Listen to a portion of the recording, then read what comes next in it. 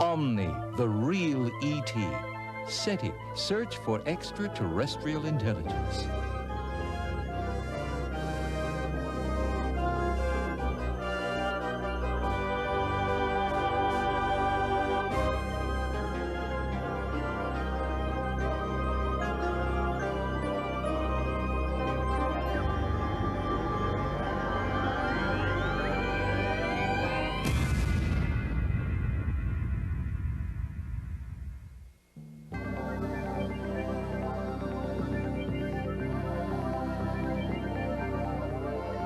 People ask me where and when I was born. I usually lie and say that I was born in London in 1921.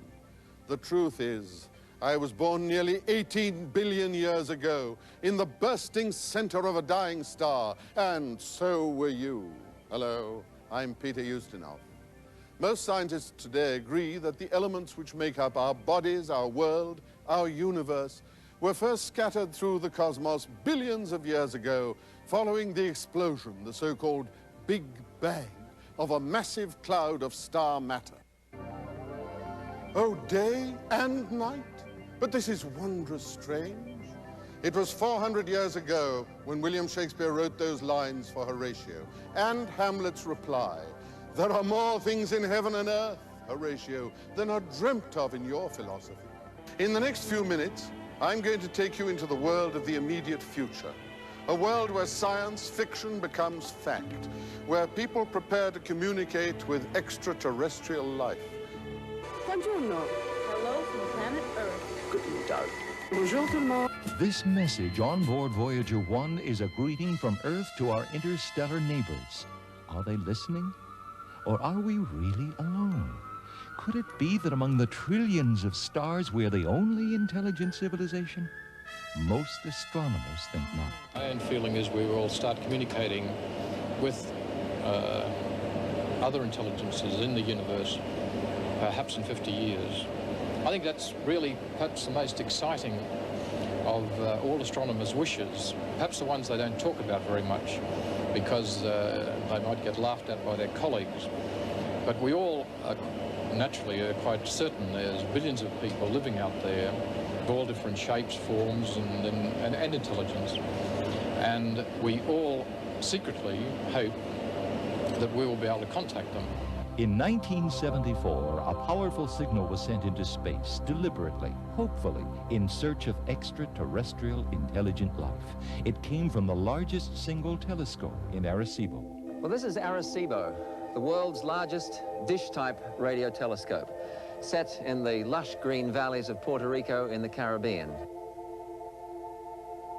Well, for some years now, the telescope, which is operated by Cornell University under a contract to the American National Science Foundation, has been studying natural radio emissions from various parts of the solar system, as well as from more distant points in the galaxy and far beyond, from the remotest corners of the known universe.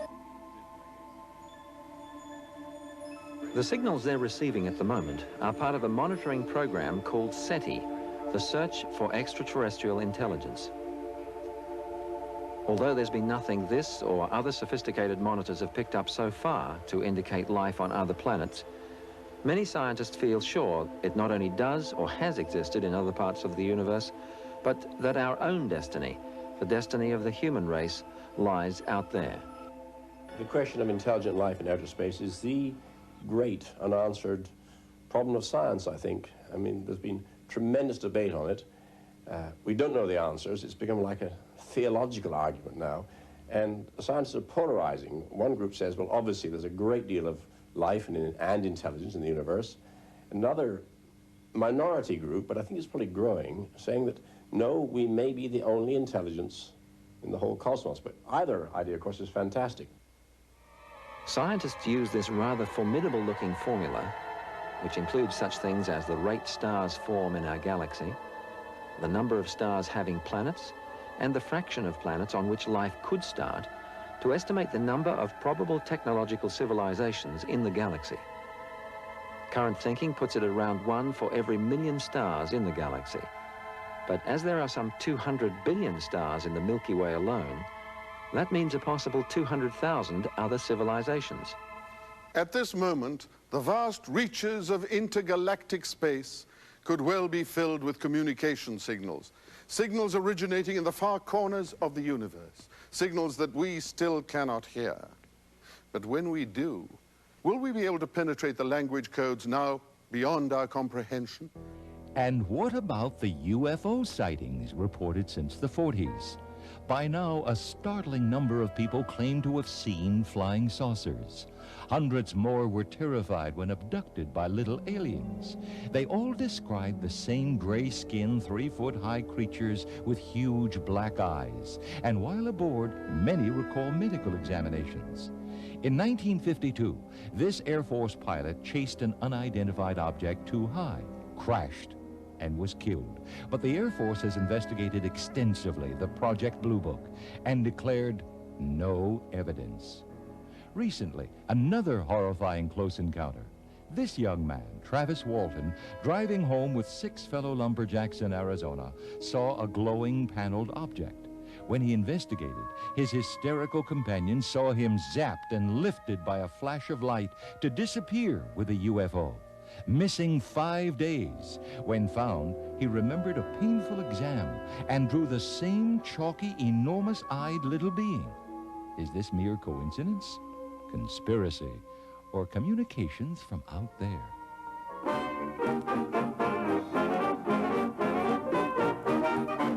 The 1920s, the Charleston era.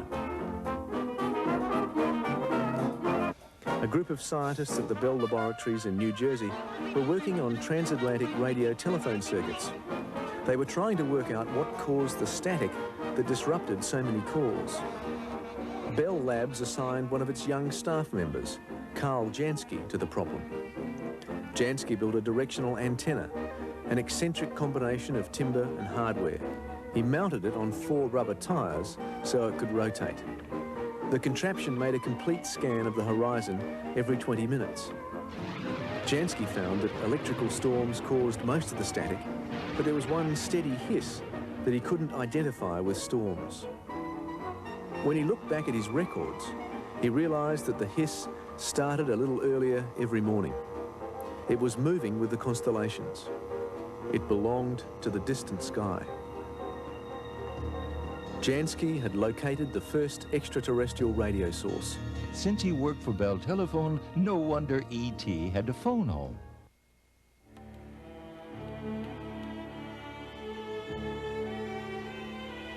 The first telescopes from the 17th century were optical, of course. Today, they can see infinitely farther. In the past, we could climb to the top of the tallest mountain, set up a telescope, and study our nearest star. Today, we can take our telescope right to the very edge of space, where the air is so much thinner and the view incomparably better.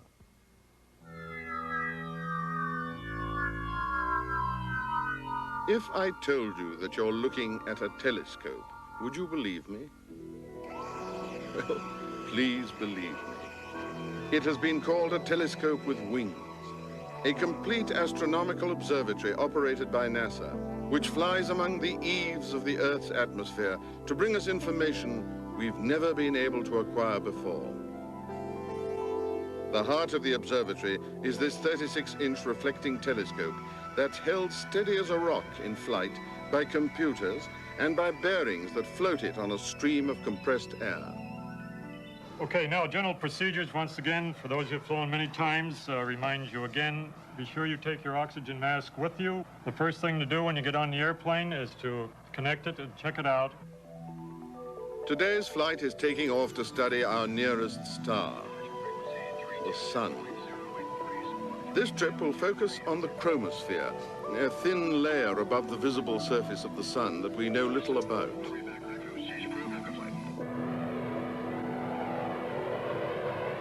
We do know that the chromosphere emits intense infrared radiation, and that instruments on Earth pick up nothing of this because the water vapor in our atmosphere screens it out.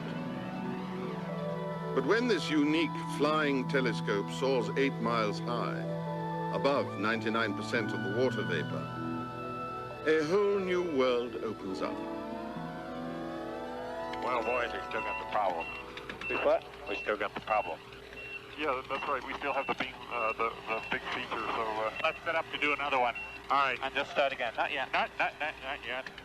Okay, are we ready, Mike? Okay, now that should put you, 3 radii to the right, 1 radius up. Right. That's right. Back to 23 in both axes. That's okay, are we ready to try that? I'm ready. Okay, go ahead.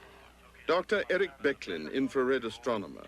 We could find something totally unexpected in which will just change people's theory on the upper atmosphere of the sun. This is a wavelength region at a resolution that no one has looked before, and it could just change how we view the sun.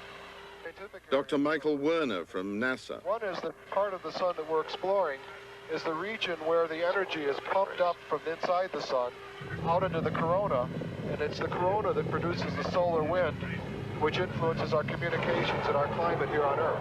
So it's possible that we may learn something important helping to understand those processes. This is the only instrument at this time that can do this experiment. These scientists are, in their own way, pioneers, often working with instruments they've designed and built themselves. That's the center of the sun. All right, fine. Well, let's ascribe a reason for that now.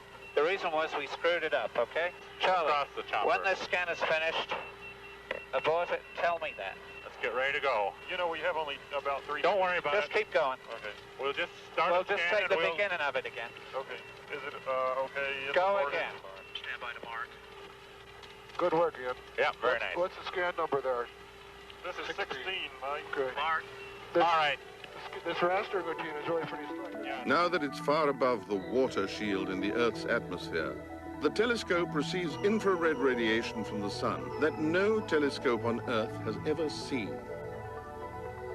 New information shows us that the infrared sun is actually larger than the sun that's visible to the human eye. It's amazing, isn't it? Yeah, it looks really odd. Hey, what's that? Oh, that's the filter. Good. There it is. There it is. Just give me a second. Don't get this. This is really good data. So this seems to be working fairly well. This is very good. Very good indeed. These are There's another scan exactly what we want. Good. Another scan with an inflection of 200. Oh boy, I'll say. Holy moly! This has been very exciting. We knew because whenever you go into a new wavelength region, say angular resolutions, you always find out something new. So we're very excited about these results. Such flights renew our perspective and constantly redefine the delicate balance which exists in nature. Well, that's one way to study our nearest star. In the future, we may shed even more light on our sun.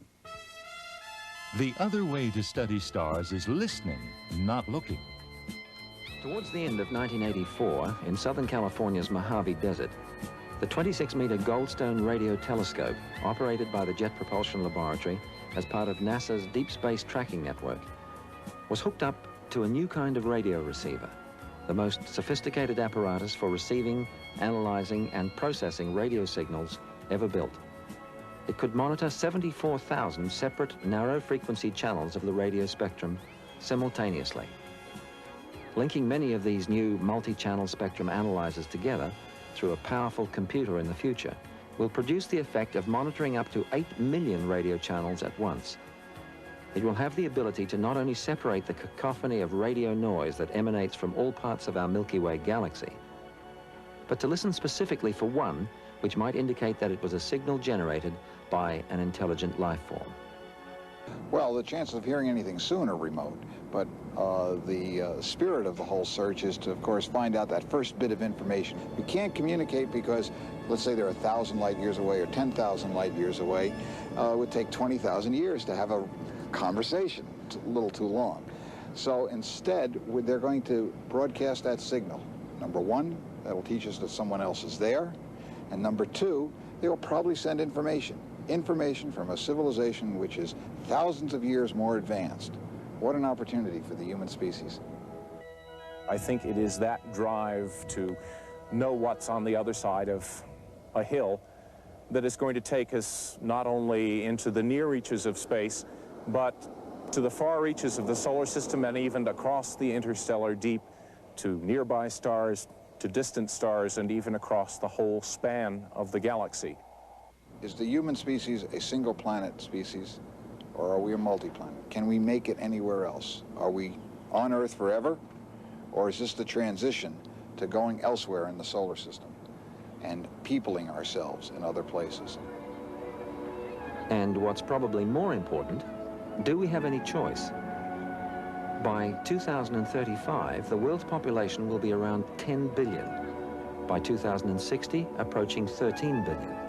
That's more than 3 times our present population.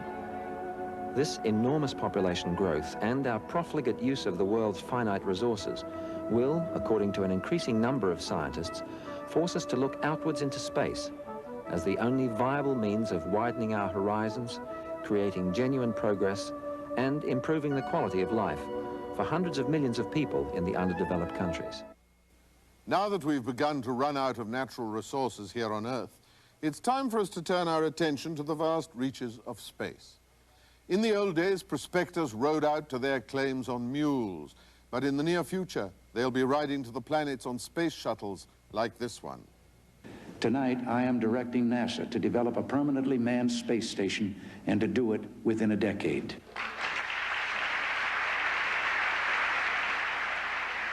The space station is just the beginning of the journey to the stars. First stop on the highway to space will be the moon. I expect to see the first human outpost permanently established on the moon about 2005. I think 10 years later, we'll open the first human outpost on the surface of Mars, about 2015.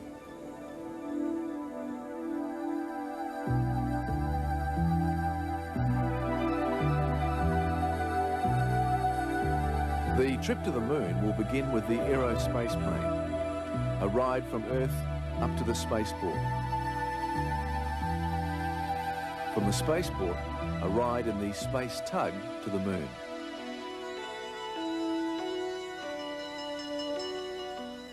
You will go first to a lunar astronaut outpost where men and women will be doing scientific research. About a decade or so later, it will be a large, thriving industrial enterprise, highly roboticized.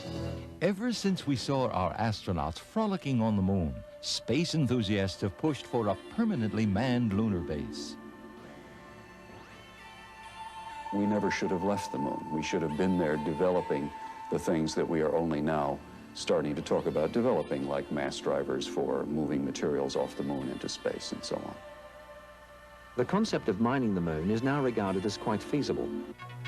The lunar materials would be launched from the surface of the moon towards the space colony solar satellite complex by a device called a mass driver, an electromagnetic accelerator working like a catapult against the moon's weak gravity to shoot pellets of material out into space. By the time it reached the end of its long trajectory, gravitational forces would have taken up almost 99% of the momentum of the tennis ball-sized projectiles of lunar material, so they could be easily caught by a huge net-like collector. Large-scale space processing plants would be used in conjunction with the mass driver system to build the space colonies. These enormous structures, gaining all of their energy from the sun, would be totally self-contained, producing their own air, water, and food in huge agricultural areas which would also contain farm animals. The virtually Earth-like environment of a larger settlement would be home to between 10 and 50,000 people.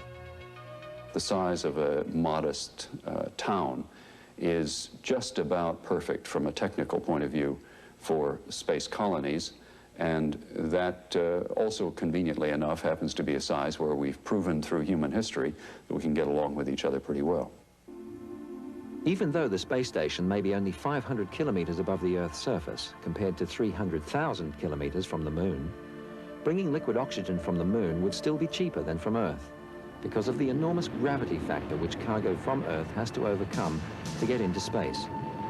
Not much more than 1% of the shuttle's takeoff weight reaches orbit as effective payload, whereas with cargo from the moon, some 50% of the actual takeoff mass can be payload. Beyond the moon, Mars. We have on the surface of Mars all the things you need to sustain life, all of the gases, all of the organic materials, all of the water. The journey out to Mars is going to be a fascinating journey indeed. Mars is going to take us about 6 months at the very best, and might even take as long as a year to get there.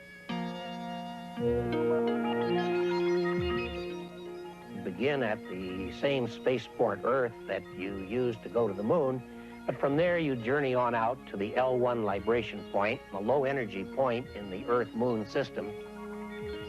And at that point, you would get into a very high-speed taxi kind of vehicle, and with a great spurt of energy, you would rendezvous with an enormous spaceship that is cycling continuously back and forth between the orbit of Earth and the orbit of Mars.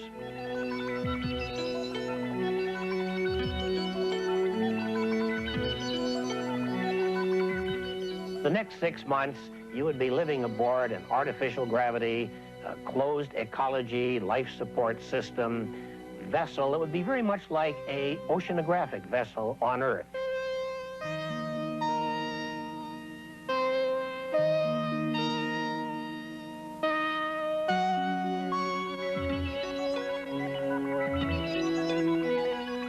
When you reach Mars, you will get back into your high-speed taxi, and you will leave the cycling spaceship and move on into the orbiting spaceport around Mars, or more likely dock to the Martian moon Phobos, which we believe may be a treasure trove of resources.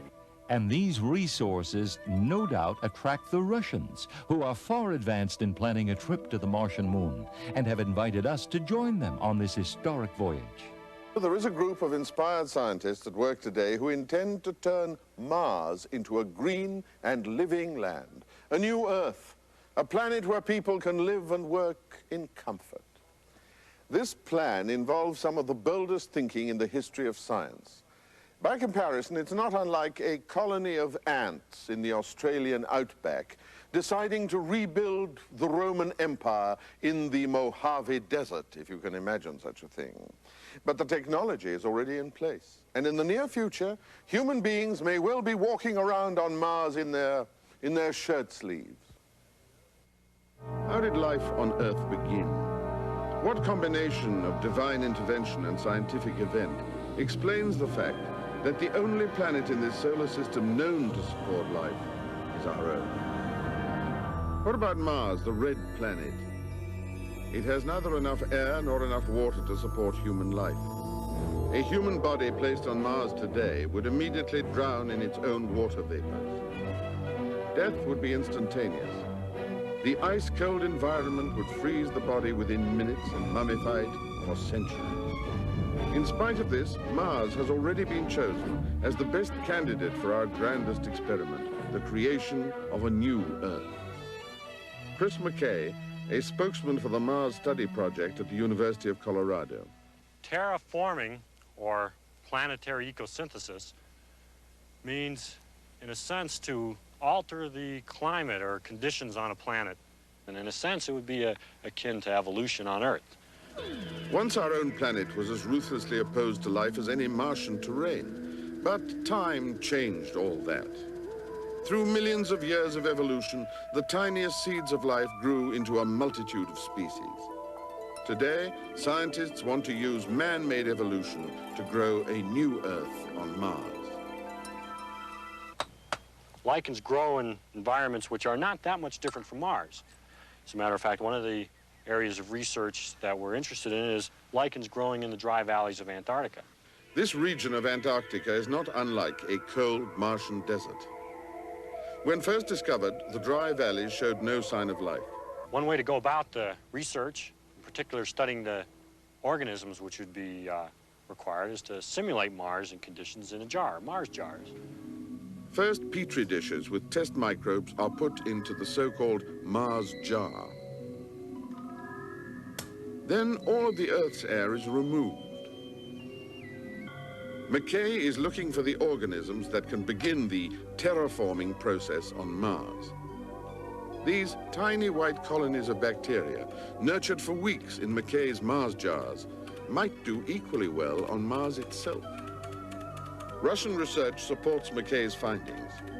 Scientists there have, in a simulated Martian environment, kept ants and several other species of insects alive for weeks, and grains such as oat and rye for months, although they became sterile. But there is yet another critical problem: water. Volcanic eruptions were probably the original source of water on Mars. With each eruption of lava, water vapor is spewed into the atmosphere. And it is water which is necessary for life. Before the first Mars landing, scientists speculated about what life might be like without liquid water. They thought that life forms on Mars could have evolved in peculiar ways. For instance, silicone shells for protection from radiation, or peculiar tubular ones, or strange leaf-like plants of unusual colors. Or an ice eater with fine root-like tendrils searching the permafrost for that frozen water. Even more bizarre, a rock eater, a huge sprawling organism that digests the water and spits out the rock. To make the red planet turn green, we must learn to grow food there in a farm with no gravity. Comprehensive experiments have been carried out to test the ability of food plants to grow in artificial gravity and artificial light, both for space settlements and for the long interplanetary journeys required to reach Mars. At the Epcot Center in Florida and the Kennedy Space Flight Center at Cape Canaveral, researchers at NASA's Biological Science Division have developed a system of confusing plants about gravity so that they grow horizontally instead of vertically. The product that Mars really has is scientific knowledge, what we'll learn about planets in general, about Earth, about the origins of life and the role that the solar system played in the origins of life. That's really the product, is scientific knowledge. And that knowledge is what will make possible the eventual expansion of the human race into the remotest corners of the galaxy. When we want to trek out to visit the stars, what kind of ship will explore this vast black ocean? This may all sound like science fiction, but there is science without fiction to back it up. One of the earliest and most viable designs for a starship has been the British project called Daedalus, which would get us into space by a series of small nuclear explosions. The physics and the engineering are already within our grasp. One promising American design comes from Dr. Forward, a laser sail. The reason I dreamed this up is I was writing a science fiction novel, which won't be out till next year. But in that novel, I wanted to find a way to get my people to the stars in a scientifically accurate way.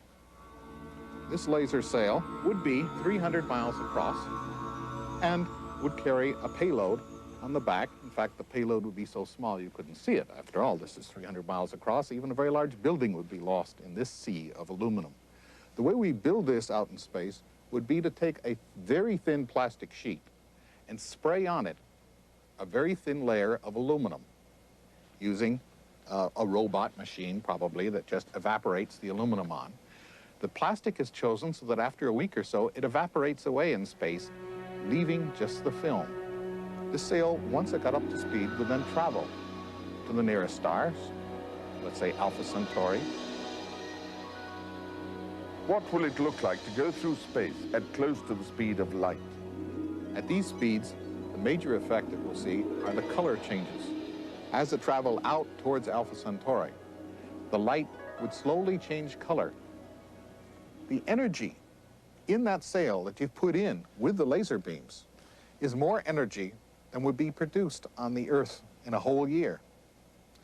The power required for the lasers would be 5 to 10 times the total power output of the entire world, not just electricity, but coal and oil and even wood. Once we'd been around the world a few times, we realized that there wasn't any new place to go, and the only place we could go is out. It's the new frontier. As we move into the space age, it's interesting to consider the kinds of commercial ventures people will soon be setting up around the solar system. Although cigar stores on Mercury and hamburger stands on Mars are probably, should I say, hopefully a long way off, human beings are even now beginning to explore the enormous commercial possibilities of space. Our own galaxy, the Milky Way, is 100,000 light years across, and spread over that vast expanse are literally billions of heavenly bodies bursting with ores, minerals, and other precious resources. Locating those resources and converting them to human use may turn out to be one of the boldest commercial ventures in the history of the human race. One of the first commercial ventures will certainly be tourism. People on space stations also need new places to go on vacation. And now we'd like to take you into the future and show you what a trip round our solar system might be like, 100 years from now. Good evening, ladies and gentlemen. Can you all hear me at the back? Good. We've just left Alpha 4 Interplanetary Spaceport to begin our nostalgic tour of the solar system. I'm your Omni Tour guide. The moon was man's first step into space. The record of that step remains forever etched in moon dust, for no wind or water will ever wash it away. The far side of the moon has become an astronomer's dream. In an environment free of atmosphere, radio telescopes probe the very limits of the universe.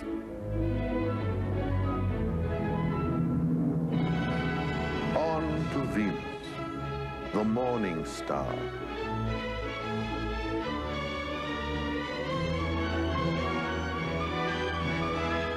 Pioneer probes from last century's exploration. We discovered boiling sulfurous clouds laced with lightning.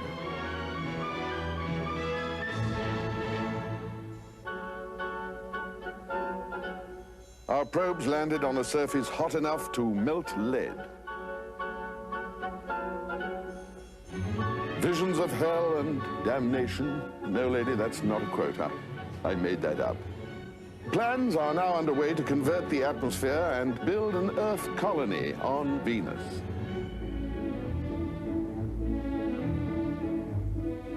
There's quite some traffic tonight. It must be Friday night up here. Oh, Mercury, child of the sun. Hot, desolate, its year is 88 days long. But the sun only rises twice each year. Far beneath the surface, our huge industrial robots are silently mining the incredible mineral wealth. First discovered by Mariner, you're quite right, in the last century. Here comes Mars. First explored in the last century by Viking and Mariner again, quite right.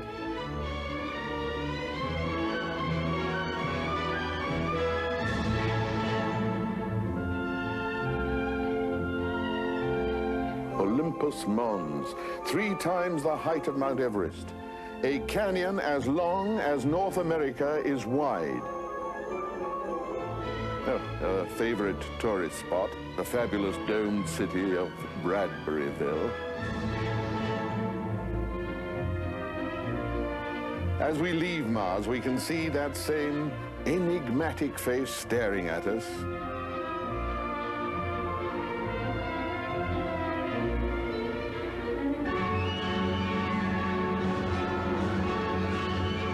We're now passing through the asteroid belt.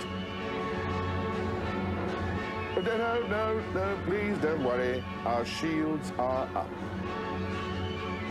And there is, yes, giant Jupiter, which the fragile Galileo probe first visited in the 1990s, passing through its delicate ring of microscopic dust, sampling its gaseous surface.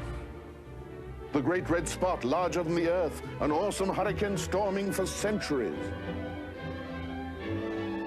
Next, Saturn, jewel of the solar system. First visited by ancient Voyager. Right.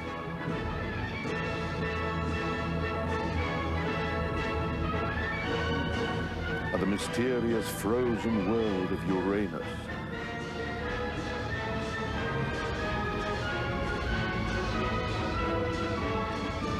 Neptune. Now we are nearly 3 billion miles from Earth, hurtling past the last of the giant planets with its frigid seas of liquid hydrogen. Pluto, From here, the sun appears a flat, dim disk in the frozen sky. As we turn back to Earth, we leave behind limitless worlds of resources, adventure, and endless possibilities. Kindly remember the guide as you leave. Thank you. The whole story of human civilization has been one of exploration and discovery, and that's what's made us what we are. And if we stayed in one place, we'd have probably become extinct. We have to go out into the universe to open up other possibilities, to get round the barriers to growth which exist on this Earth. The second is the overall safety of the human race. I think it's very important that we be outside this nuclear-filled pressure cooker that we're in, and we get people out and living far away and dispersed from the Earth so that no single catastrophe could wipe out the human race. There are many reasons why we should spread ourselves, at least over the solar system, occupy the whole of solar space, and develop new cultures, new societies, enrich the human species. Leaving this planet to explore the universe is as important in the evolution of mankind as our progress from sea to land was millions of years ago.